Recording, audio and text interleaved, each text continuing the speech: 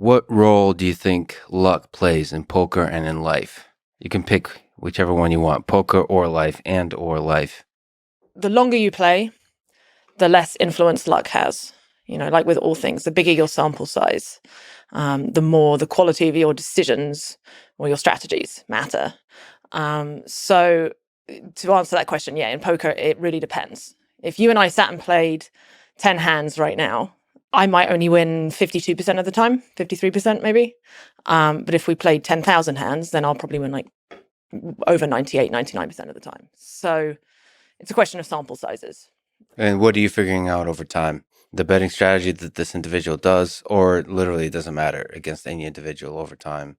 Against any individual over time, the better player, because they're making better decisions. So what does that mean to make a better decision? Well, to get into the real nitty-gritty already, basically, poker is a game of math. There are these strategies, familiar with like Nash Equilibria, that Yes. term, right? So there are these game theory optimal strategies that you can adopt. And the closer you play to them, the less exploitable you are. So because I've studied the game a bunch, although admittedly not for a few years, but back in, when I was playing all the time, I would study these game theory optimal solutions and try and then adopt those strategies when I go and play. So I'd play against you and I would do that. And because the objective when you're playing game theory optimal, it's a loss minimization thing that you're trying to do. Your best bet is to try and play a sort of similar style. You also need to try and adopt this loss minimization. But because I've been playing much longer than you, I'll be better at that. So first of all, you're not taking advantage of my mistakes. But then on top of that, I'll be better at recognizing when you are playing suboptimally and then deviating from this game theory optimal strategy to exploit your bad plays. Can you define game theory and Nash Equilibria? Can we try to sneak up to it in a bunch of ways? Like, what's a game theory framework of analyzing poker, analyzing any kind of situation? So game theory is just basically the study of decisions within a competitive situation. It's technically a branch of economics, but it also applies to like wider decision theory. And usually when you see it, it's these like little payoff matrices and so on. That's how it's depicted. But it's essentially just like study of strategies under different competitive situations. And as it happens, certain games, in fact, many, many games, have these things called Nash Equilibria. And what that means is when you're in a Nash equilibrium, basically, there is no strategy that you can take that would be more beneficial than the one you're currently taking, assuming your opponent is also doing the same thing. So it would be a bad idea, if we're both playing in a game theory optimal strategy. If either of us deviate from that, now the other, we're putting ourselves at a disadvantage. Rock paper scissors is actually a really great example of this. Like if we were to start playing rock paper, you know nothing about me, and we're going to play for all our money. Let's play 10 rounds of it. What would your sort of optimal strategy be, do you think? What would you do? Let's see. I would probably try to be as random as possible. Exactly. You want to, because you don't know anything about me.